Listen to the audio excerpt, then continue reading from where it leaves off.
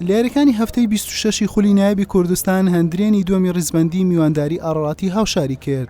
هەندرێن بە ئامانجی کەمکردنەوەی جیاوازی خاڵەکانی لەگەڵ سیروانی نوێی پێشەنگ چاوی لە سەرکەوتن بوو بەسەر ئاڕەڵات. عەبدوڵڵا مەحموودی ڕاهێنەریش ئامانجی نیشاندانی جێدەستی بوو لە یەکەم یاری دوای گەڕانەوەی بۆ یانەی ئاڕەڵات. ئاڕەڵات بەم هێرشە مەترسی خستە سەر گۆڵی هەندرێن، سەرکەوتونە بوو لە تۆمارکردنی گۆڵ. هەندرێن لە تۆپە جێگیرەکان و بەرزکردنەوەکان مەترسیدارتر دەردەکەوت. ئەم لێدانە سەرەی موحەممەد هاوار مەترسیدارترین هێرشی نیوە یەکەم بوو. ستون و غەفور عوسمانی گۆڵ پارێزی ئاڕات بوونە بربەستی گۆڵ. لا نیوەی دووەم تا ڕادەیەک ئاستی هەردوویانە لێکۆ نزیک بوو. ڕێژەی هێرشەکان بەرەو زیاد بوون بوو. هەندرێن دەرفەتی زیاتری بۆ ڕەخسا تاوەکو ئەنجامەکەی بە سوودی خۆی پێش بخات، بە تایبەتی لە هەوڵەکان یاسر قاسمی یارزانیانی داڵکوردی سویدی و یانەی زاخۆ.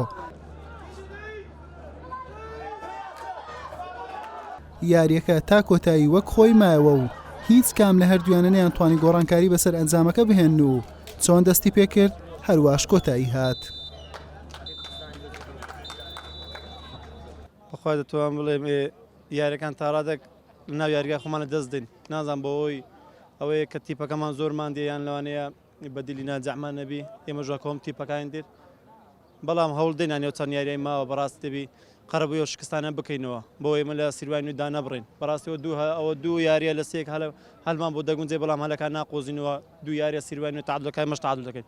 ئینشاڵڵا لەو یاریاندا بێت تعویز دەکەینەوە بێ لە پێشەوە ڕیزبەندی نزیک بینەوە. جیاوازەکەمان ئەوەندە زۆر نییە برێکە بە شێوێکی گشتی لێی بە پاشکەوین.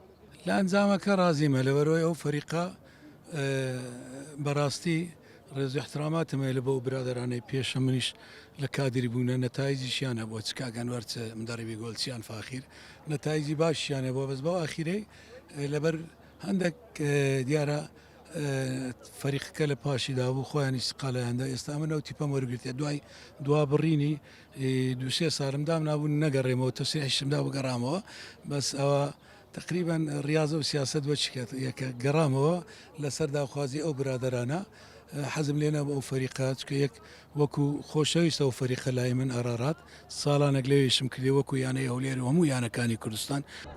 بەم شێوەیە هەندرێن نەیتوانی سوود لە شکستی سیروانی نوێی پێشەنگ وەرگێت و لێی نزیک بێتەوە، تەنها خاڵێکی جیاوازی نێوانی کەم کردەوە.